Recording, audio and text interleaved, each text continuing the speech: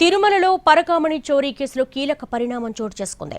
లోకాయుక్తలో ఈ కేసు రాజీ చేయడంలో నిందితులకు కొందరు పోలీసులు సహకరించారన్న ఏపీ హైకోర్టు వారిపై శాఖాపరమైన చర్యలు తీసుకోవాలని ఆదేశాలిచ్చింది.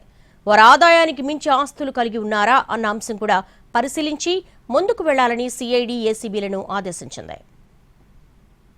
తిరుమల తిరుపతి దేవస్థానంలోని పరకామణిలో జరిగిన చోరీ కేసు అటు తిరిగి ఇటు తిరిగి పోలీసుల మెడకు చుట్టుకుంటోంది. ఈ కేసులో పోలీసుల మెడకు బుచ్చు బిగుస్తోందని చర్చ జరుగుతోంది. కేసులో ఏపీ హైకోర్టు కీలక ఆదేశాలు జారీ చేసింది. విచారణలో సిఐడి ఇచ్చిన నివేదికలో కొందరు పోలీసుల పాత్ర ఉందనే విషయాన్ని ప్రభుత్వం దృష్టికి తెచ్చింది. దీనికి ప్రభుత్వం తరపు న్యాయవాదులు స్పందిస్తూ కొందరు పోలీసులు నిందితులతో చేతులు కలిపి కుట్రకు పాల్పడ్డారు అనే విషయాన్ని న్యాయమూర్తి దృష్టికి తీసుకువచ్చారు. వీరిపై శాఖాపరమైన చర్యలు తీసుకునేలా ముందుకు వెళ్లాలని హైకోర్టు ఆదేశించింది. అదేవిధంగా వీరు ఆదాయానికి మించి ఆస్తులు కలిగి ఉన్నారు అనే అంశాలను పరిశీలించాలని ఏసీబీకి సూచించింది. ఈ కేసు విషయంలో ముందుకు వెళ్లాలని సిఐడి ఏసీబీకి హైకోర్టు ఆదేశాలలో పేర్కొంది.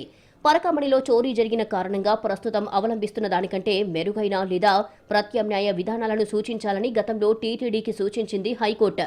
దీంతో ఓ నివేదికను కోర్టుకు అందించింది టీటీడీ. ఈ నివేదికపై హైకోర్టు అసంతృప్తి వ్యక్తం చేసింది. సరైన విధానాలను సూచించలేదని అభిప్రాయపడింది. పరకామణిలో కానుకల లెక్కింపు కోసం వచ్చే సమయాల్లో వెళ్లే సమయాల్లో వారిని చెక్ చేయటం అనేది ఆర్టికల్ 21 ప్రకారం సరికాదని పేర్కొంది. భక్తుల కానుకలు పక్కదారి పట్టడం కూడా సరికాదని, వాటిని కాపాడాల్సిన బాధ్యత టీటీడీపై ఉందని న్యాయస్థానం స్పష్టం చేసింది. కానుకల లెక్కింపునకు లుంగిలతో వచ్చే బదులుగా ప్రత్యామ్నాయాన్ని సూచించలేదని కోర్టు ఆక్షేపించింది. కానుకల లెక్కింపు కోసం టేబుల్స్ ఏర్పాటు చేయడంపై నివేదికలో వివరాలు లేవు. ఈ విషయంలో కోర్టు ఆదేశాలిస్తే అమలు చేస్తామని టీటీడీ తెలిపింది. ఈవోతో చర్చించి మళ్లీ సూచనలతో వస్తామని టీటీడీ తరపు న్యాయవాదులు హైకోర్టుకు తెలిపారు. తదుపరి విచారణ గురువారానికి వాయిదా వేసింది హైకోర్టు.